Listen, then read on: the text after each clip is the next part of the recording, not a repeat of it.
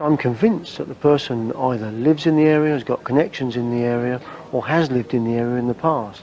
And I'm equally convinced that somebody in that local community knows who this person is or suspects who they are, and I would simply say to that person, can you honestly live with Claire Tiltman's murder on your conscience? And can you live with the thought that this person may well strike again? Today's case takes us to Dartford in the UK, and back to a cold, damp evening, the 18th of January 1993. Michael Godfrey and his colleague Ron were driving down the London Road in Greenhithe. Michael saw someone at the side of the road, someone who appeared to be on their knees, gasping for air and clearly in distress. He swiftly pulled over, got out of the car and ran over to see what was going on. The person was a young girl. Ron shot off quickly to a nearby pub to ring 999 for help, while Michael stayed with her. Michael believed initially that she had maybe been hit by a car, and, concerned for any spinal damage, he checked her back but couldn't feel anything. He laid her down on the floor, and as he did, he saw blood coming out of her mouth and covering her front. Within a minute she had stopped breathing, and Michael was performing CPR. An ambulance soon arrived and took over as Michael stayed with her and held her hand. As they cut her vest open, they saw the horrific injuries she had sustained. This hadn't been a car accident or a hit and run. This was a savage and brutal knife attack. It soon became clear to the paramedics that there was nothing more they could do. At 7 p.m, just 4 days after her 16th birthday, Claire Tiltman was pronounced dead. She had suffered multiple stab wounds, some of which were 15 centimetres deep. Operation Artist was soon launched, and the hunt for Claire's killer was on.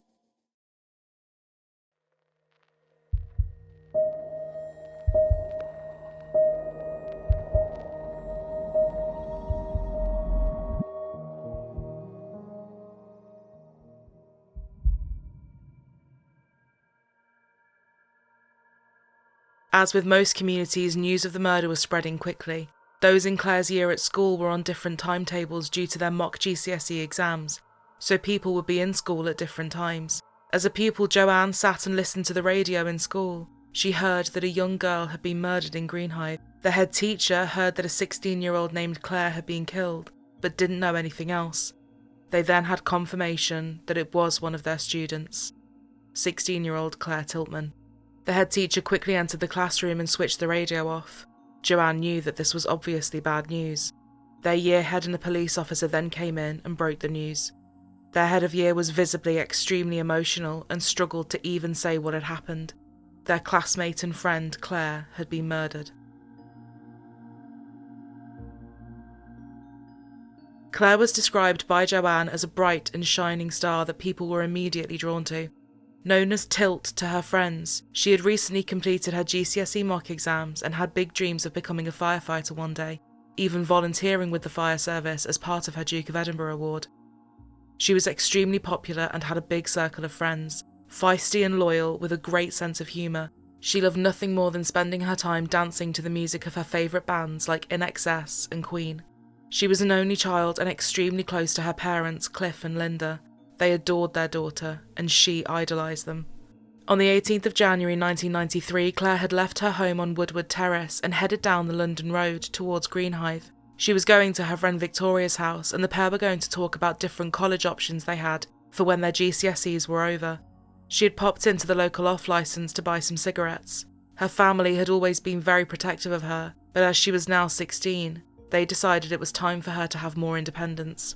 The police investigating Claire's murder had sealed off the area and extensive searches were being carried out.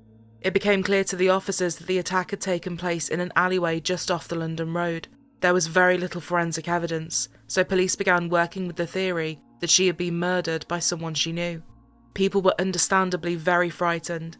Several witnesses reported seeing a man in a light-coloured jacket walking down the road at that time. What was really worrying was that this was not the first attack like this to have taken place in the area.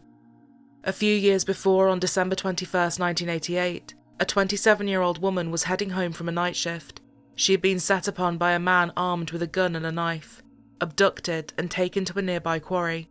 He had cut her clothes off and forced her into obscene positions as he took photographs of her. He gagged her with toilet rolls and repeatedly stabbed the knife into the ground extremely close to her head. He repeatedly attempted to rape her before strangling her with a school tie, which broke. He then stabbed her in the back 5 times. She lost consciousness and he covered her with dirt and ran away. She lay there all night, naked and freezing cold, before she miraculously woke up. She was able to crawl down the embankment and get the attention of quarry workers who were then able to call for help. She would spend 9 days in intensive care recovering from her physical injuries. Could Claire's killer have been the same person? The day after Claire Tiltman's murder, the police received a call from a man. He said he had been driving in the area at the time, and he had seen a man with dark curly hair on the zebra crossing near the murder scene at around 6:30. A week later, this witness was interviewed, and his story was now different. He said he had seen someone walking down London Road between 5:45 and 5:55 p.m, and didn't mention the zebra crossing. He said he was out delivering leaflets with his mother, who was a local councillor, and they had then returned home to Milton Street. Hundreds of people have attended the funeral of 16-year-old Claire Tiltman, the grammar school girl stabbed to death in an alley close to her home at Greenhithe near Dartford. Meanwhile, her parents have today spoken of their anguish that Claire's killer is still at large. They told our Kent reporter, Graham Magin, that even during the funeral, they were haunted by the thought that the murderer could have been amongst the congregation. More than 200 friends, well-wishers and family members packed Eltham Crematorium in south-east London today to pay their respects to Claire Tiltman. Members of the Royal British Legion, who sang happy birthday to Claire just days before her murder, were there. So too were school friends and some of the detectives hunting her killer. Flowers and wreaths were laid in a private service held at the crematorium's chapel. Then after a wake at the Greenhithe Legion Club, Claire's parents talked about their grief and how they're haunted by the knowledge that the killer is still at large. You look around and you hope it's someone you don't know, but we don't know. Because unfortunately you start to look. I don't even know if that person was there today. Right. And that's how I felt, because it could have been there. Even during the funeral? Yep. Yeah. There was a lot of people I didn't see.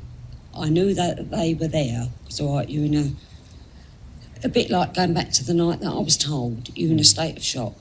But I don't know. That person could be there. I hope that they weren't, but they could be. Talking about the religious side of it, you sort of... No, I mean, what's happened... I will never, ever forgive the person. We'll never forgive the person. Never, ever. But For whatever reason. Because no one ever, if it was my worst enemy, I wouldn't wish that on anybody. No way. Because what that person done, there was no excuse. But that person's got to be caught. Tonight, police repeated their appeal for anyone with information to come forward. As the police believed she had been murdered by someone she knew, officers were sat amongst those attending, watching, wondering if her killer was there. Her mother said that she had an extremely strong gut feeling that Claire's killer had been sat amongst them at the funeral. We now move on to another rather grim case that's made national headlines. Another case, I'm afraid, that seems to be a killing for the sake of it. The victim was 16-year-old Claire Tiltman, and she was picked apparently at random. Almost everyone you see in what follows, fire and ambulance crews, witnesses and friends, are the real people involved who've helped us to reenact events. Claire had a mile to walk to Vicky's home. Were you driving down the A226, here called the London Road, through Greenhithe, Kent, between Dartford and Gravesend? It's not clear why Claire went into this alley. Maybe she was forced here. Did you see anyone nearby? About 30 seconds later, Michael Godfrey was turning onto London Road. Because she was against a wall. It looked as though it was a hit-and-run car accident. The obvious thing, it's right by a road. I've used first aid before, but never to that extent. I'm sure that Claire would have sensed that somebody was with her in that last moment. No one likes to think their husband, boyfriend, son, any relative is capable of doing this, but to come forward, because I know that I would have to, because I don't think I could live with myself knowing what that person's done. Maybe he was capable of doing it again. Oh, and Taylor, that must be your fear. This guy's going to do it again. Yes, it is. This was a particularly savage attack. Claire was stabbed several times with a large knife, and I think there's every likelihood that this person could strike again. Now, you mentioned she'd been stabbed with a very unusually large knife. It's not the sort of knife someone would sort of carry, like a little penknife or anything. Is there a possibility this guy's got an obsession with knives, a fascination with them? Certainly couldn't rule that out. I mean, it was a large knife, and it's not the sort of thing you would normally carry around, say, for instance, to do like your normal day's work. And so it's an unusual weapon. I think certainly after committing an offence as ferocious as this, his behaviour would have been abnormal, and someone close to him, a girlfriend, wife, mother, would actually notice a difference in the behaviour. As the days turned into weeks, weeks turned into months, and before long it was the anniversary of her murder. Her killer still hadn't been caught. Then, the worst fears of the public and police were realised. There was another attack. The 17th of October, 1995, just a few minutes from where Claire Tiltman had been murdered. A woman had been walking under a bridge called the Arches when a man walking towards her had grabbed her and dragged her to the other side of the road, before repeatedly stabbing her. Miraculously, she survived the horrific attack. She said that when she screamed and fell to her knees, she did so in the hope that he would leave her alone, and for some reason he did. Although she wasn't able to give a description, one witness had seen something.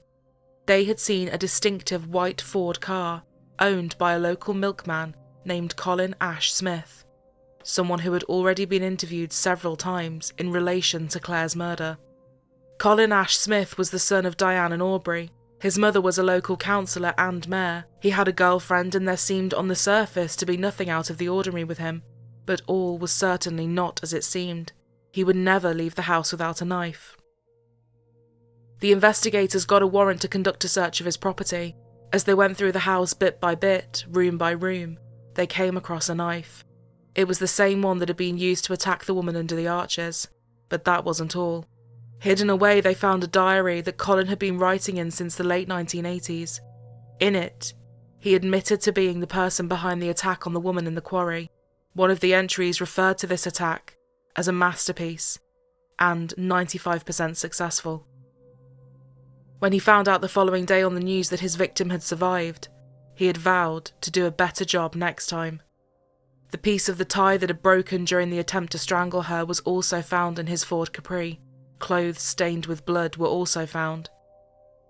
The diaries painted a dark and disturbing picture of Colin Ash Smith.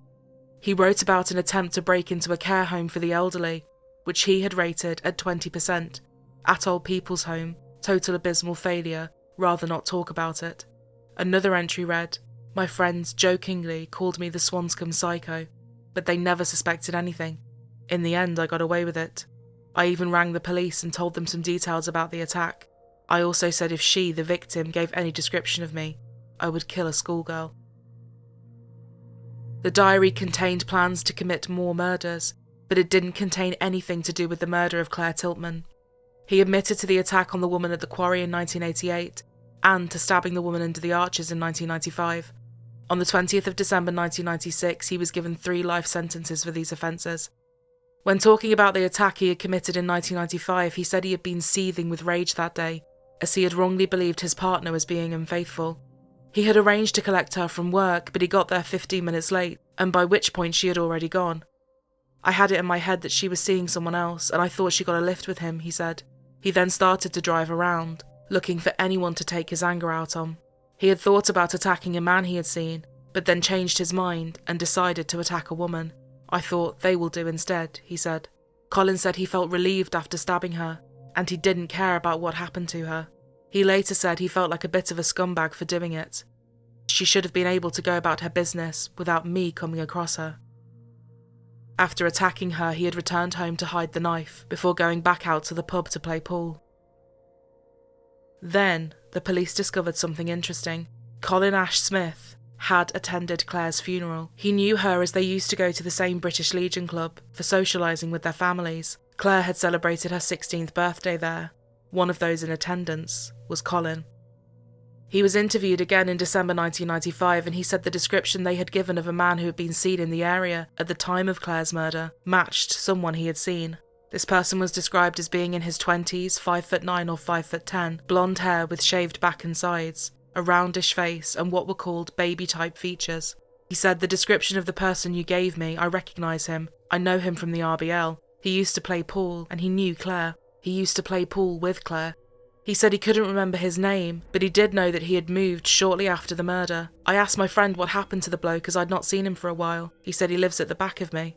He added he would recognise the street but couldn't remember the name. He said the last time he had seen him was Claire's funeral, but he hadn't spoken to him. He was interviewed again on the 14th of December, and police said they had interviewed a man in relation to what Colin had said, but added that this man had not had blonde hair for the past decade, and he was subsequently completely ruled out. Was this an attempt by Colin to put somebody else under the spotlight? Even though Colin fit the offender profile, knew the area and knew the victim, there was one massive problem. Colin Ash Smith had an alibi. His mother Diane was the town mayor and local councillor. She said he had been with her that night as she was out giving out leaflets. But this story was one they had heard before. It turned out that Colin was the person who had called the police a day after Claire's murder, saying he had seen a man with dark curly hair on the crossing. It would also be revealed that the alibi his mother had provided him with was false. Both his parents knew he carried a knife, and after Claire's murder, his father took it away from him and got rid of it. In 1997, Colin's father Aubrey was actually sentenced to 12 months in prison for perverting the course of justice. Shortly before the home had been due to be searched in relation to Claire's murder, he had destroyed the knife that Colin owned. Aubrey admitted to boiling the knife, taking it apart and then throwing it away. The judge said that this raised questions about Colin's involvement in the murder of Claire Tiltman. Those questions might have been answered if the knife had not been destroyed, he said. Outside court, Colin's mother Diane said that neither she, Aubrey or Colin had anything to do with Claire's murder. But Claire's parents were convinced Colin was their daughter's killer. Colin's mother was also later arrested after she told the TV programme Meridian Focus that she had ordered the knife to be disposed of while the police had questioned Colin. She said that she felt they were being harassed. "I expect I'll get arrested and put away now, but I said for Christ's sake get rid of that bloody knife. You know what the police are like, they'll come and put us away." One particularly disturbing part of Colin's personality was also looked into, his pattern of obsessive behaviour. He would become fixated on women and stalk them for months, breaking into 2 of their houses too. One of them was married to a former colleague, and he admitted that he had wanted to rape her. This plan was referred to as the Jarvis attack, which he had given a rating of 50%. Richard Jarvis had worked with Colin and had been due to be at a meeting, but then had come home early. Richard and his wife Debbie discovered that someone had broken into their home. Her nightdress had been cut up and hung on the back of the bathroom door.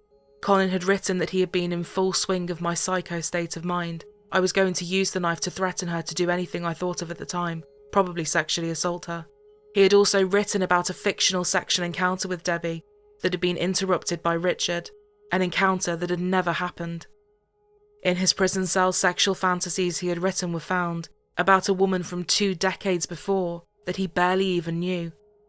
But it wasn't just Colin Ash Smith that they were looking into. There were 2 other potential suspects. One of which was Peter Rivers, who had strangled and stabbed his mother to death in the house they shared on Welcome Avenue in February of 1994. He then took his own life. In a note he left behind, he wrote, "Mum was beginning to suspect me of killing Claire." The other suspect is someone whose crimes we have covered on Truly Criminal before, Robert Napper. Serial rapist Robert Napper murdered 3, Rachel Nickel on Wimbledon Common in 1992, and Samantha Bissett and her 4-year-old daughter Jasmine in South East London in 1993. He was only brought to justice for the murder of Rachel in 2008. His crimes also involved knives, and they were extremely frenzied and violent. As the years ticked by, the case continued to grow colder, and it had now been 10 years since Claire was killed. A memorial plaque had been put up for her on London Road, and in 2003, in an appalling act of vandalism, it was pulled off the wall. The community had not forgotten about Claire. Those who went to school with her continued to send her parents Christmas cards, as did her old teachers. In her parents' home, her last school photograph was hung up on the wall, and the plaque given to her by the fire station for the volunteering work she had done with them. Her parents also had up a photograph of Owen Taylor. Owen Taylor had led the investigation into Claire's murder, but had sadly passed away in 1997. The plaque that had been put up by Kent Police was also in his memory, as he had worked tirelessly to bring her killer to justice. Knowing that their daughter's killer had still not been caught caused Cliff and Linda an indescribable amount of pain. Linda said, "You look around and you hope that it's someone you don't know, but we don't know. I will never ever forgive that person for whatever reason. That person's got to be caught." In 2003, the Criminal Justice Act came into law, and it meant that jurors would be allowed to hear about a defendant's bad character during a trial, and previous convictions. Any changes in the law obviously have huge implications for the criminal justice system, but in Claire's case, it would prove to be monumental. But more tragedy would strike when, in 2008, Claire's mother Linda died at the age of just 56 from cancer. On the anniversary of Claire's death in 2012, her father issued a plea for any new information. It would mean everything. Never given up hope. Never have done, never will do. It's been, what's it been, 17 years? A long time. But, yeah, never given up hope. I can't begin to put into words how this has affected our family. She would have been 35 now. I miss her to bits. Claire has gone, her mum has gone. There is now only me. I try to stay strong, but will still hide and cry my eyes out for an hour. Tragically, on September 12th of that year, Cliff would also pass away at the age of 62. Detective Chief Inspector Rob Vinson said, "Last month the good man went to his grave without ever seeing justice being served for the murder of his only daughter. This isn't the end of our investigation. We have always maintained that someone has information about this murder, and we will continue to investigate it. I hope that the sad news of Cliff's passing might prompt someone to finally come forward with the key piece of information that we need to identify Claire's killer and help us bring this case to a successful conclusion." The following year, on the 20th anniversary of Claire's death, her friends held a candlelit walk along the route she had taken that night to try and generate any new leads. The then Prime Minister David Cameron joined the appeal for new information and added that the government would do everything it could to help the inquiry. Despite the years that have passed since Claire Tiltman was brutally stabbed to death, the pain of losing her that day is still so raw. And then I just saw my mum's car pull up on the driveway, and I just knew. My mum just came through in tears. I just knew, and we all kind of blocked the memories. We sort of put them aside, and I think this has really brought it back up to the surface, and we're all only just beginning to deal with this now, 20 years later. The investigation is very much active, and it's certainly subject to an ongoing cold case investigation. I'm really looking at a lot of the forensic work around the case and trying to use modern and new and up-to-date techniques around DNA capture and forensics. And tonight there'll be a vigil and a candlelit procession ending here, the place at which Claire's body was found 20 years ago today. We want people to come out on this walk today and show their support and really help us get Claire's name back out there. We want justice for Claire. Linda Hardy, BBC South East Today, Green Hive. At the same time, a cold case review was launched in a bid to try and finally solve it. As Colin Ash Smith was still on their radar, they decided to talk with someone who had shared a cell with him, a man named Stefan, and he had something very interesting to say. Colin mentioned something about a zebra crossing and being close to a zebra crossing. The impression I got from Colin was telling me that he was angry and was looking for something or someone. He said he had seen someone on the crossing and snapped and attacked. There had been no crossings in the area for the 2 attacks he had been convicted for, but there had been a crossing at the site of Claire's murder. Following Stefan's statement, in September 2013, Colin's family home in Kent was searched. A newspaper that marked the 1-year anniversary of Claire's death was discovered. The intense police search of 14 Myrtle Place in Stone near Dartford started early this morning.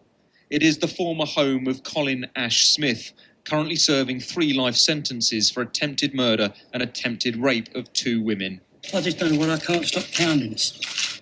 His father denies his son had anything to do with Claire Tiltman's death. The murky alleyway in Green Hive, where Claire Tiltman was brutally murdered, is about 2 miles from the house which police have today been searching. Although Claire Tiltman's parents are no longer alive, her school friends are still desperate for justice. Evidence bags were removed from the property today. Neighbours remember the house being searched in the past. I was really young at the time, but now it's all come back now. So. What do you know of Colin Ash Smith when he lived here? Not a lot of him, because he was a bit of a way out there, John. He was always going places. And the next thing we know, he was arrested. That was it. Although police accept this is part of their ongoing inquiry into the historic murder of Claire Tiltman, they will not say what has prompted the search.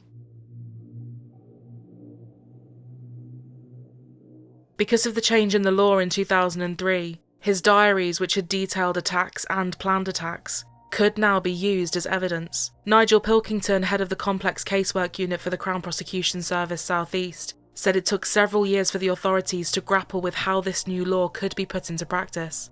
He said, although bad character provisions came into force in 2003, we were all a bit unsure about how it could be used. What is very clear is we can't run a case on bad character alone. It wouldn't be fair to try somebody on just their record. We say the similarities of this offending means that the person who attacked in 1995 had the identity of the attacker of Claire Tiltman. Bad character isn't just about previous convictions, it's about the other aspects of character, his sexual fantasies and his other assaults and attacks. How likely is it that an attack of almost an exact similar nature takes place in 1995, in which a person gets stabbed for no reason 14 times, and that is exactly what happened to Claire. This was an attack that was entirely motiveless, which is an extremely rare event. How likely is it that it would be repeated later? There are other similarities, which are strikingly similar. The 12th of February 2014, an announcement was made. Nigel Pilkington said, in November 2012 I received a file of evidence from the Kent and Essex Serious Crimes Directorate relating to the murder of Claire Tiltman on the 18th of January 1993. The investigation by the police has been a lengthy and complex one. Following further investigation, my review of all the evidence in the case has now been completed, and I have concluded that there is sufficient evidence, and that it is in the public interest, to prosecute Colin Ash Smith for the murder of Claire Tiltman. Colin Ash Smith was charged with murder on the same day he was due to be considered for release by the parole board for the 2 other attacks he had carried out. Detective Superintendent Rob Vinson from the cold case team said Claire Tiltman's unsolved death is one of the longest running cases for Kent Police and has remained in the forefront of the minds of investigating officers for over 2 decades. On November 6th, the trial of Colin Ash Smith would start. Prosecutor Brian Altman QC said that Colin got a warped pleasure from the savage attack on Claire.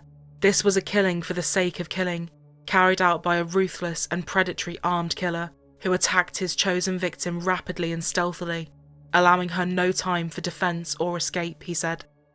During the trial, Colin said he would go for walks during the night, carrying a knife, looking for someone to attack. I would wait for my mum and dad to go to sleep first, and then I would go out. I was 19 or 20. That was the first time I started doing it in 1988. I used to do it quite regularly. I used to call them my midnight walks. I was hoping I would see someone and provoke someone into attacking me. Why had he attacked the woman in 1988 at the quarry? I wanted to feel empowered, that I had control over someone, that I wasn't a doormat. One key piece of evidence had been the description of the man who had been seen by the crossing, and Colin did fit that description. The man was also described as wearing a light jacket.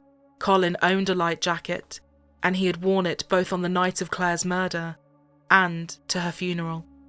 Colin also spoke about how he had known her parents. After it happened, my dad and I volunteered to help support them in any way we could through the British Legion Club, and I got to know them reasonably well, her parents. He was asked by the defence about the murder. Colin said seeing the impact it had had on Claire's mum and dad had angered him, and that he wanted to kill whoever had killed Claire.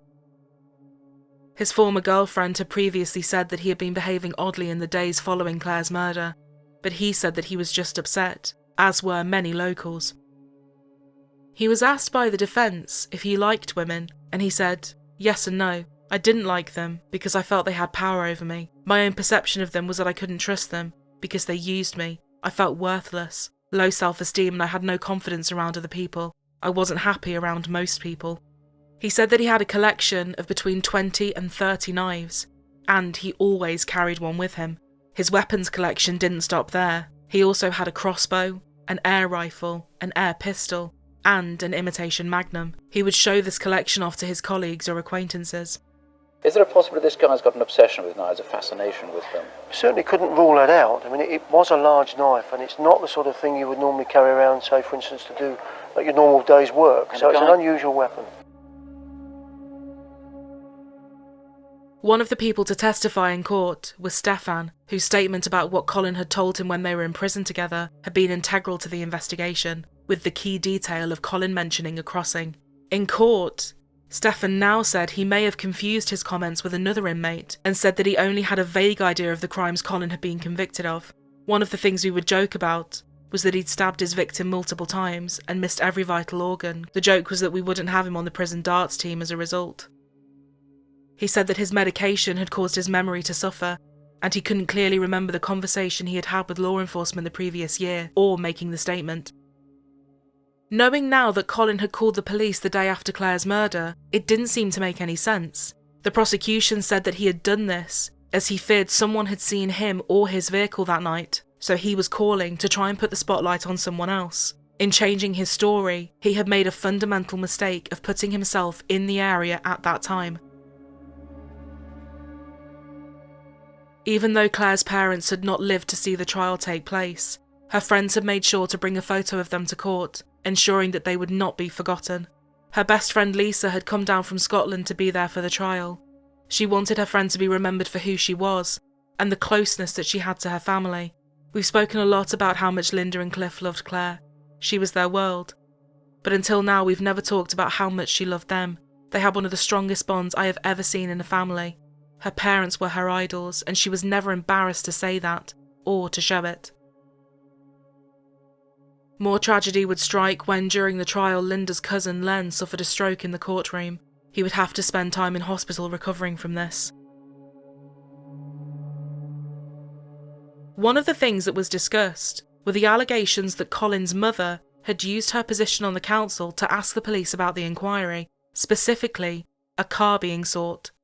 The former mayor, Philip Crowe, said he and two other councillors, including Colin's mom, had been invited to go to a police briefing about the case. Many locals were understandably worried, and for them as their representatives, it was important that they were kept in the loop, so they could at least try and make people feel more at ease. He said that during this briefing, she had kept asking about the car they were looking for.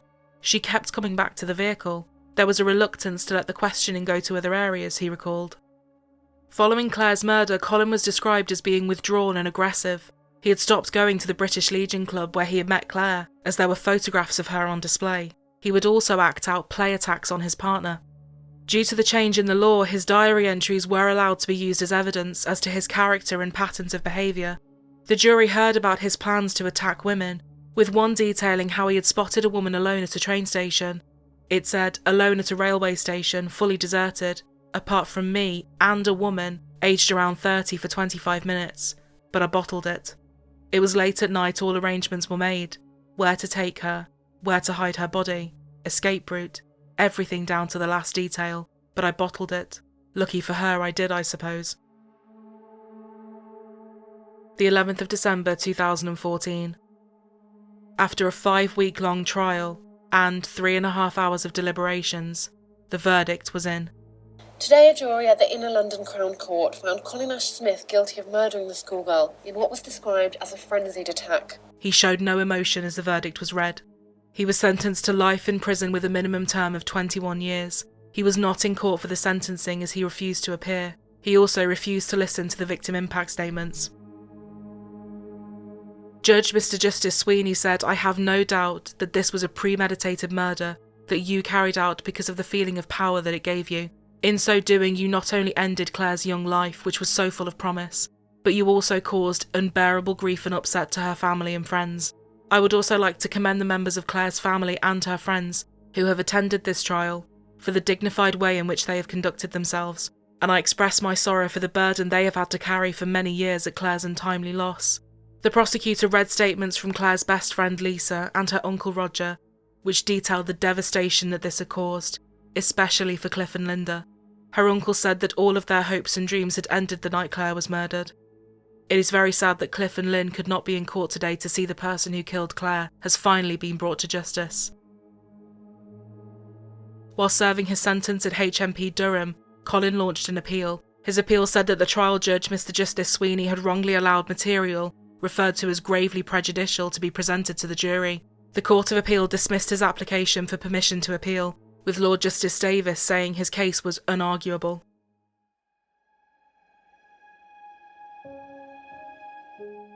The hunt for Claire's killer was one of the biggest that Kent police had ever faced.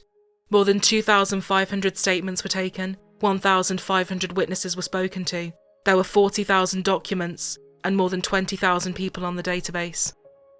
All these years later, the community has made sure that Claire Tiltman has not been forgotten. In a tribute to Claire, a road was named after her in Greenhithe, and a memorial bench was put up. Another road rename was approved by Dartford Council. Fast Track Manor Way became Tiltman Avenue. In 2022, a new eco-centre named after Claire was opened, which is used for various eco-friendly and educational activities for children and young people. Her friend Emma said that it was lovely to see something so positive being associated with Claire. To mark the 30th anniversary of her death, Stone Parish Council planted Claire roses in her memory. The story of Claire Tiltman is a devastating one. A young woman with her entire life ahead of her, things to do, people to see, and dreams to achieve, all of which were so brutally ripped away from her. But it is also a story of hope. It is a story of tireless work and effort, and a refusal to let her name be forgotten. This case is perhaps best summed up by the Justice for Claire group. They issued the following statement after the sentencing. It is nearly 22 years since Claire was cruelly taken away from us, at the age of just 16. Today we finally know who murdered her. What we will never understand is why. We want to thank Kent Police and the CPS for all their hard work on the case, and most importantly, for never, ever giving up. Some of the police officers involved in this case have shown a level of dedication far above and beyond the call of duty for over 2 decades, and we can never thank them enough. Like them, we have always believed that one day there would be justice for Claire, and today, that has at last been done. But we should not be here speaking to you today. It should be Claire's parents, Linda and Cliff. This murder destroyed an entire family, and the ripples are still being felt today. Today we reclaim our friend and remember her for the wonderful person she was, rather than what happened to her. We are certain by now that she would have fulfilled her ambition of becoming a firefighter. Her murder stopped her achieving that dream, and we can only wonder what else it stopped her from doing. She could have had a successful career and saved lives, become a wife and mother. It deprived Linda and Cliff of seeing their daughter grow up and thrive. We will never get Claire back, and we will never forget her. But now, both she and her beloved parents can finally rest in peace, knowing her murderer has at last been brought to justice.